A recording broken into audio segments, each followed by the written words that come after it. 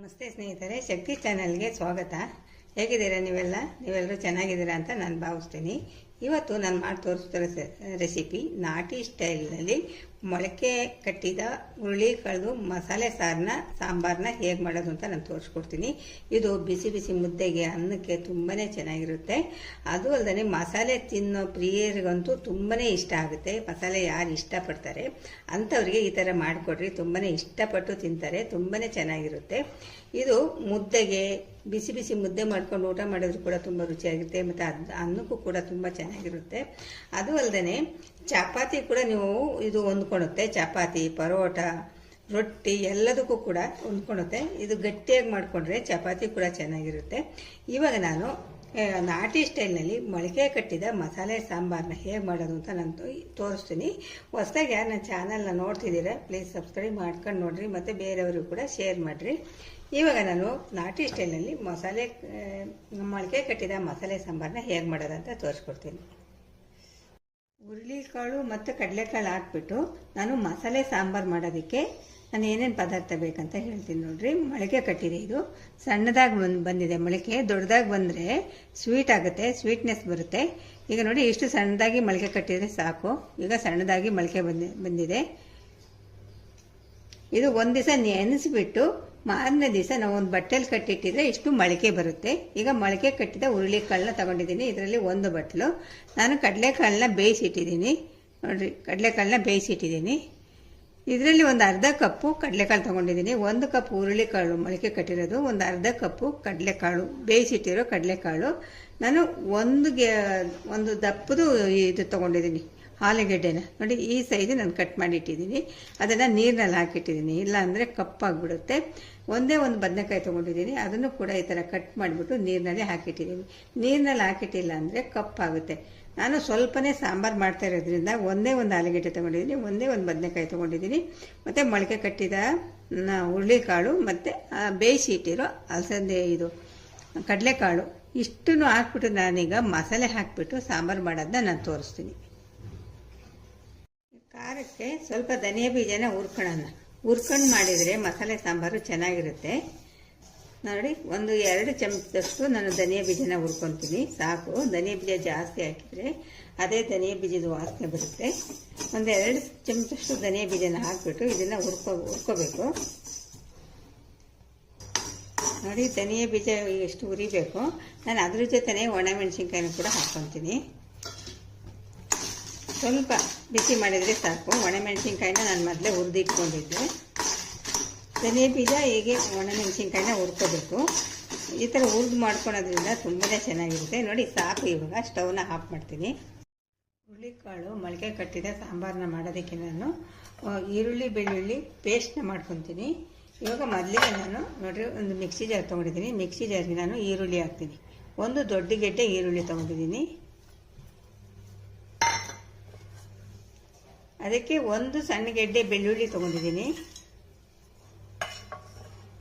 ಸ್ವಲ್ಪ ಶುಂಠಿ,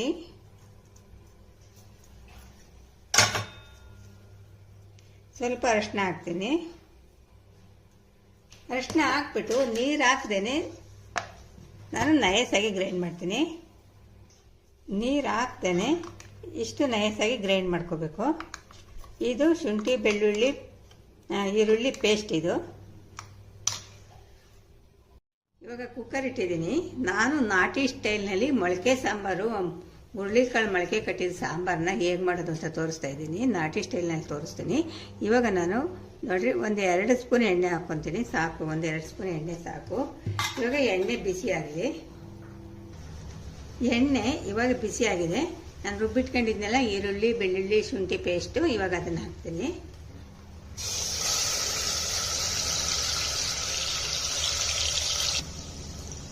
ಸ್ವಲ್ಪ ಕರಿಬೇವಿನ ಸೊಪ್ಪು ಹಾಕ್ತೀನಿ. ಈಗ ಈರುಳ್ಳಿ ಬೆಳ್ಳುಳ್ಳಿ ಶುಂಠಿ ಇದೆಲ್ಲ ರುಬ್ಬಿರೋದನ್ನ ಹಾಕಿದ್ದೀನಲ್ವ, ಹಸಿ ವಾಸನೆ ಹೋಗಬೇಕು. ಹಸಿ ವಾಸನೆ ಹೋಗೋವರೆಗೂ ಕೂಡ ಹುರಿಬೇಕು. ಇದನ್ನ ಚೆನ್ನಾಗಿ ಹುರಿಬೇಕು. ಈಗ ಶುಂಠಿ ಬೆಳ್ಳುಳ್ಳಿ ಪೇಸ್ಟು ಚೆನ್ನಾಗಿ ಹುರಿದಿದ್ದೀನಿ. ಇವಾಗ ಇದ್ರ ಜೊತೆಗೆ ಟೊಮೆಟೊ ಕೂಡ ಹಾಕೋಣ. ಟೊಮೆಟೊ ಕೂಡ ಅದ್ರ ಜೊತೆಗೆ ಮೆತ್ತಗಾಗುತ್ತೆ.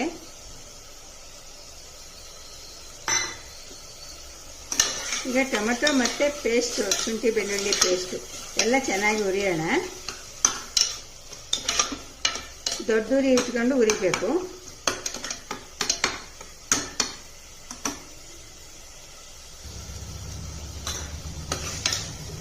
ಈಗ ನೋಡಿ ಎಷ್ಟು ಚೆನ್ನಾಗಿ ಹುರಿಬೇಕು.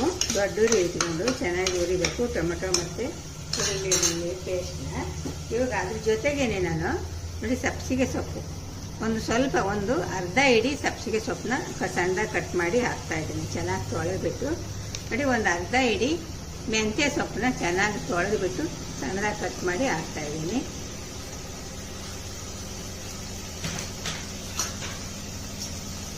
ಇದನ್ನು ಕೂಡ ಚೆನ್ನಾಗಿ ಹುರಿಬೇಕು. ಎಲ್ಲ ಹಸಿ ವಾಸನೆ ಹೋಗಬೇಕು, ಚೆನ್ನಾಗಿ ಹುರಿಬೇಕು.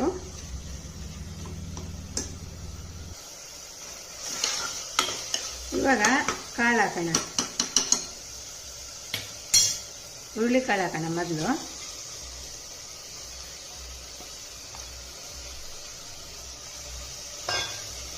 ಆಮೇಲೆ ಕಡಲೆಕಾಳು ಹಾಕೋಣ. ಇಷ್ಟು ಹಾಕಿದ ಕಾಳುಗಳೆಲ್ಲ ಹಾಕಿದ ಮೇಲೆ ಚೆನ್ನಾಗಿ ಹುರಿಯೋಣ. ಒಗ್ಗರಣೆಲ್ಲೇ ಹುರಿಬೇಕು ಚೆನ್ನಾಗಿ. ಒಂದು 2 ನಿಮಿಷ ಚೆನ್ನಾಗಿ ಹುರಿಬೇಕು ನೋಡಿರಿ. ಈ ಥರ ಚೆನ್ನಾಗಿ ಆವಾಗ ಸೌಟ್ನಲ್ಲಿ ಆಡಿಸ್ತಾ ಇರಬೇಕು. ಚೆನ್ನಾಗಿ ಒಂದು 2 ನಿಮಿಷ ಚೆನ್ನಾಗಿ ಹುರಿಯಿರಿ. ಅಷ್ಟರಲ್ಲಿ ನಾವು ಖಾರ ರುಬ್ಕೊಳ್ಳೋಣ. ನಾನು ಹುರಿದಿಟ್ಟಿದ್ನಲ್ವಾ, ಒಣಮೆಣಸಿನ್ಕಾಯಿ,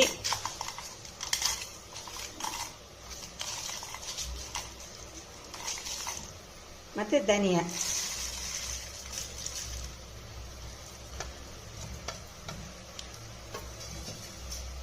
ಒಂದು ಸ್ವಲ್ಪ ಜೀರಿಗೆ ಹಾಕೋಣ. ಜೀರಿಗೆ ಹಾಕಿದರೆ ಚೆನ್ನಾಗಿರುತ್ತೆ ಮಸಾಲೆ ಸಾರಿಗೆ. 1 ಸ್ಪೂನ್ ಜೀರಿಗೆ ಹಾಕೋಣ.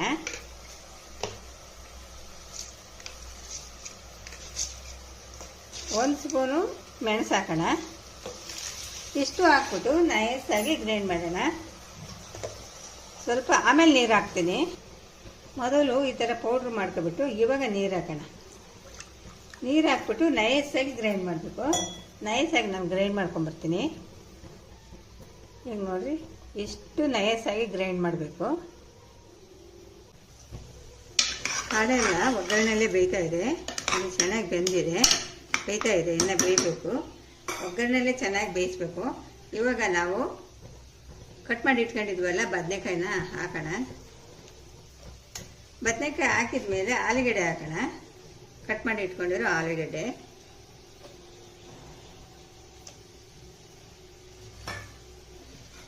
ಬದನೆಕಾಯಿ ಆಲೂಗಡ್ಡೆ ಹಾಕಿದ ಮೇಲೆ 1-2 ನಿಮಿಷ ಒಗ್ಗರಣೆಲಿ ಮೀಡಿಯಮ್ ಉರಿ ಇಟ್ಕೊಂಡು ಚೆನ್ನಾಗಿ ಬಾಡಿಸ್ಕೊಳೋಣ. ಒಗ್ಗರಣೆಲ್ಲೇ ಬಾಡಿಸ್ಕೊಂಡ್ರೆ ಚೆನ್ನಾಗಿರುತ್ತೆ. ಒಳ್ಳೆ ಇವಾಗ ಘಮ ಕೂಡ ಚೆನ್ನಾಗಿ ಬರ್ತಾ ಇದೆ. ಇದು ಒಗ್ಗರಣೆಲ್ಲೇ ಬಾಡಿಸ್ಕೊಳ್ಳೋಣ. 1-2 ನಿಮಿಷ ಒಗ್ಗರಣೆಲೇ ಇರಲಿ. ಈಗ ಒಗ್ಗರಣೆಲ್ಲೇ ಚೆನ್ನಾಗಿ ಬಾಡಿಸ್ಕೊಂಡಿದ್ದೀವಿ. ಕಾಳೆಲ್ಲ ಮೊಳಕೆ ಕಾಳೆಲ್ಲ ಹಾಕಿ ಮತ್ತು ಆಲೂಗಡ್ಡೆ ಬದನೆಕಾಯಿ ಎಲ್ಲ ಹಾಕ್ಬಿಟ್ಟು ಒಗ್ಗರಣೆಲ್ಲೇ ಚೆನ್ನಾಗಿ ಬಾಡಿಸ್ಕೊಂಡಿದ್ದೀವಿ.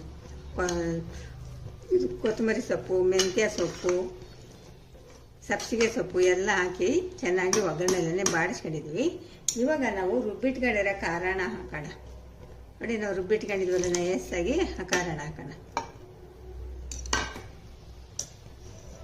ಇವಾಗ ಮಿಕ್ಸಿ ಜಾರ್ ತೊಳೆದ್ಬಿಟ್ಟು ಅದೇ ನೀರನ್ನ ಹಾಕೋಣ.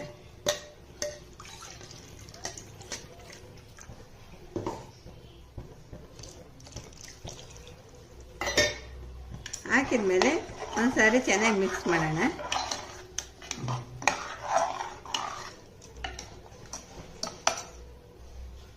ಇವಾಗ ಉಪ್ಪು ಹಾಕ್ತಿದ್ದೀನಿ. ಆಮೇಲೆ ರುಚಿ ನೋಡಿಕೊಂಡು ಮತ್ತೆ ಸೇರಿಸ್ಬೇಕಾದ್ರೆ ಹಾಕೊಳ್ಳೋಣ. ಇವಾಗ ಸಾಕು. ಇದು ಕುದಿ ಬರಲಿ. ಕುದಿ ಬಂದಮೇಲೆ ಕುಕ್ಕರ್ ಮುಟ್ಲ ಮುಚ್ಚೋಣ. ಕುದಿ ಬರಲಿ. ಈಗ ಮುಟ್ಲ ಮುಚ್ಚಿಬಿಟ್ಟು 3 ವಿಸಲ್ ಬರ್ಸೋಣ. ಇವಾಗ 3 ವಿಸಲ್ ಬರೆಸ್ತೀನಿ. ಈಗ ಕಾಯಿ ಮಸಾಲೆನ ರುಬ್ಕೊಳ್ಳೋಣ. ಒಂದು ಮಿಕ್ಸಿ ಜಾರ್ ತೊಗೊಂಡಿದ್ದೀನಿ, ಅಲ್ಲಿ ಬೇಯ್ತಾ ಇದೆ, ಸಾರು ಬೇಯ್ತಾ ಇದೆ. ಅಷ್ಟರಲ್ಲಿ ಒಂದು ಕಾಯಿ ಮಸಾಲೆನ ರುಬ್ಕೊಳ್ಳೋಣ. ಇವಾಗ ನೋಡಿ ಇದರಲ್ಲಿ 1 ಕಪ್ ನಾನು ತೆಂಗಿನ ತುರಿ ತೊಗೊಂಡಿದ್ದೀನಿ.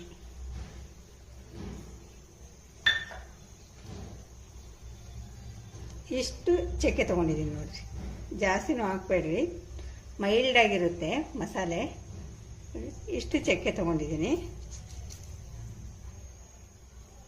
ಲವಂಗ ತೊಗೊಂಡಿದ್ದೀನಿ ಇಷ್ಟು. ಇವಾಗ ಸ್ವಲ್ಪ ಗಸಗಸೆ ಹಾಕ್ತೀನಿ.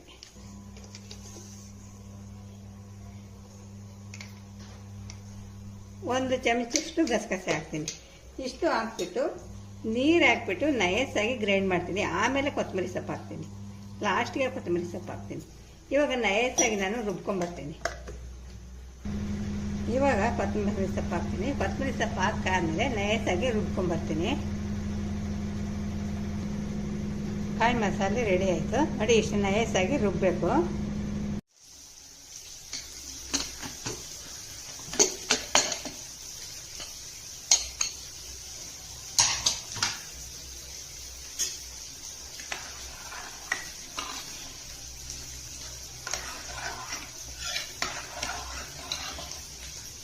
ಇವಾಗ ನೋಡಿ ಚೆನ್ನಾಗಿ ಬೆಂದಿದೆ, ಎಲ್ಲ ಬೆಂದಿದೆ. ಹುರುಳಿಕಾಳು ಬೆಂದಿದೆ, ಆಲೂಗಡ್ಡೆ, ಬದನೆಕಾಯಿ ಎಲ್ಲ ಬೆಂದಿದೆ. ಇವಾಗ ನಾವು ರುಬ್ಬಿಟ್ಕೊಂಡಿದ್ದೀವಲ್ಲ ಕಾಯಿ ಮಸಾಲೆ, ಅದನ್ನ ಹಾಕ್ಬೇಕು. ಈಗ ರುಬ್ಬಿಟ್ಕೊಂಡಿರೋ ಮಸಾಲೆ ಹಾಕ್ತಾಯಿದ್ದೀನಿ.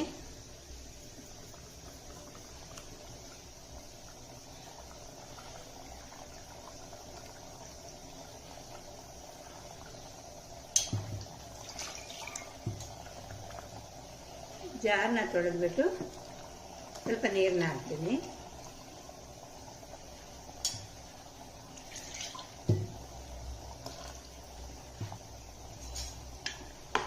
ನೋಡಿ ಇವಾಗ ಮಸಾಲೆ, ಕಾಯಿ ಮಸಾಲೆ ಹಾಕಿದ ಮೇಲೆ ಚೆನ್ನಾಗಿ ಕುದಿಸ್ಬೇಕು. ಕಾಯಿ ಮಸಾಲೆ ಹಾಕಿದ್ದೀವಲ್ವ, ಹಸಿ ವಾಸನೆ ಹೋಗಬೇಕು, ಚೆನ್ನಾಗಿ ಕುದಿಸ್ಬೇಕು.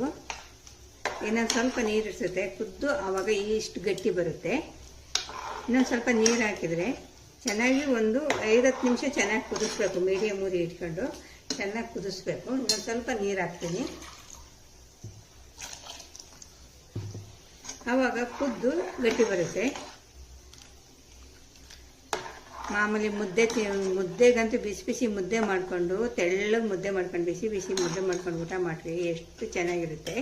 ನಾನು ನಾಟಿ ಸ್ಟೈಲ್ನಲ್ಲಿ ನಾನು ಮೊಳಕೆ ಕಾಳ್ದು ಮಸಾಲೆ ಹಾಕಿದ ಸಾಂಬಾರನ್ನ ಮಾಡೋದನ್ನ ತೋರಿಸಿದ್ದೀನಿ. ನೀವೊಂದು ಸಾರಿ ಖಂಡಿತ ಟ್ರೈ ಮಾಡಿರಿ, ತುಂಬಾ ಚೆನ್ನಾಗಿರುತ್ತೆ. ಬಿಸಿ ಬಿಸಿ ಮುದ್ದೆಗಂತೂ ಸೂಪರ್ ಆಗಿರುತ್ತೆ. ಮತ್ತು ಅನ್ನಕ್ಕೆ ಕೂಡ ಚೆನ್ನಾಗಿರುತ್ತೆ, ಮತ್ತು ಚಪಾತಿಗೂ ಕೂಡ ನೆಂಚ್ಕೊಂಡು ತಿನ್ಬೋದು, ತುಂಬಾ ರುಚಿಯಾಗಿರುತ್ತೆ. ಇವಾಗ ಒಂದು 10 ನಿಮಿಷ ಚೆನ್ನಾಗಿ ಮೀಡಿಯಮ್ ಊರಿನಲ್ಲಿ ಕುದೀಲಿ. ನಾಟಿ ಸ್ಟೈಲ್ ಮೊಳಕೆ ಕಟ್ಟಿದ ಮಸಾಲೆ ಸಾಂಬಾರು ತುಂಬಾ ರುಚಿ, ತುಂಬಾ ಚೆನ್ನಾಗಿರುತ್ತೆ. ತುಂಬ ಒಳ್ಳೆ ಘಮ ಬರ್ತಾ ಇದೆ, ಮನೆ ಫುಲ್ಲು ತುಂಬ್ಕೊಂಡಿದೆ ಘಮ, ಅಷ್ಟು ಚೆನ್ನಾಗಿರುತ್ತೆ, ತುಂಬಾ ಚೆನ್ನಾಗಿರುತ್ತೆ ನೋಡಿ. ಈಗ ನಾಟಿ ಸ್ಟೈಲ್ನ ಮೊಳಕೆ ಕಟ್ಟಿದ ಮಸಾಲೆ ಸಾಂಬಾರು ರೆಡಿ ಆಯಿತು. ನಾನು ಮುದ್ದೆಗೆ ಬೇಕಲ್ವ ಅಷ್ಟಕ್ಕೆ ಇಷ್ಟು ಹದ ಮಾಡ್ಕೊಂಡಿದ್ದೀನಿ. ನಿಮಗೆ ಚಪಾತಿ, ರೊಟ್ಟಿ ಯಾವುದಕ್ಕೆ ಬೇಕಾದ್ರೂ ತಿಂದ್ರಿ, ಎಲ್ಲದಕ್ಕೂ ಕೂಡ ಹೊಂದ್ಕೊಳುತ್ತೆ. ಅದಕ್ಕೆ ಚಪಾತಿ, ರೊಟ್ಟಿ ಮಾಡ್ಕೋಬೇಕಂದ್ರೆ ಸ್ವಲ್ಪ ಗಟ್ಟಿಯಾಗಿ ಮಾಡ್ಕೊಳ್ರಿ. ನಾನು ಮುದ್ದೆಗೆ ಮಾಡ್ಕೊಂಡಿರೋದ್ರಿಂದ ನೋಡಿ, ನಾನು ಇಷ್ಟು ತೆಳ್ಳಗೆ ನಾನು ಮಾಡ್ಕೊಂಡಿದ್ದೀನಿ. ಇದಕ್ಕೆ ನಾನು ಇವಾಗ ಸ್ವಲ್ಪ ಕೊತ್ತಂಬರಿ ಸೊಪ್ಪನ್ನ ಹಾಕ್ತೀನಿ. ಕೊತ್ತಂಬರಿ ಸೊಪ್ಪು ಹಾಕಿದ ಮೇಲೆ ನೋಡಿ ರೆಡಿಯಾಗೋಯ್ತು. ಮೊಳಕೆ ಸಾರು ನಾಟಿ ಸ್ಟೈಲ್ನಲ್ಲಿ ಮಸಾಲೆ ಸಾರು ರೆಡಿ ಆಗೋಯ್ತು. ಮೊಳಕೆ ಕಟ್ಟಿದ ಮಸಾಲೆ ಸಾಂಬಾರು ರೆಡಿ ಆಗೋಯ್ತು. ನೋಡಿದರೆ ಎಷ್ಟು ಚೆನ್ನಾಗಿ ಬಂದಿದೆ, ತುಂಬಾ ಚೆನ್ನಾಗಿರುತ್ತೆ. ಇದಕ್ಕೆ ಬಿಸಿ ಬಿಸಿ ಮುದ್ದೆ ಮಾಡ್ಕೊಂಡು ಊಟ ಮಾಡಿದ್ವಿ. ಊಟ ಮಾಡಿದ ಮೇಲೆ ರುಚಿ ಹೇಗಿತ್ತು ಅಂತ ನನಗೆ ನಿಮ್ಮನೇಲಿ ಇದೇ ಥರ ಮಾಡಿಬಿಟ್ಟು ರುಚಿ ಹೇಗಿತ್ತು ಅನ್ನೋದನ್ನ ನನಗೆ ಕಾಮೆಂಟ್ನಲ್ಲಿ ತಿಳಿಸ್ರಿ. ಖಂಡಿತ ಟ್ರೈ ಮಾಡಿರಿ, ನಿಮ್ಮನೇಲಿ ಒಂದ್ಸರಿ ಮಾಡೋದಕ್ಕೆ ಟ್ರೈ ಮಾಡಿರಿ.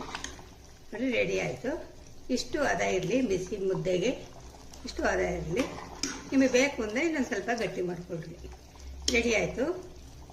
ಮೊಳಕೆ ಕಟ್ಟಿದ ಮಸಾಲೆ ಸಾಂಬಾರು ರೆಡಿ ಆಯಿತು.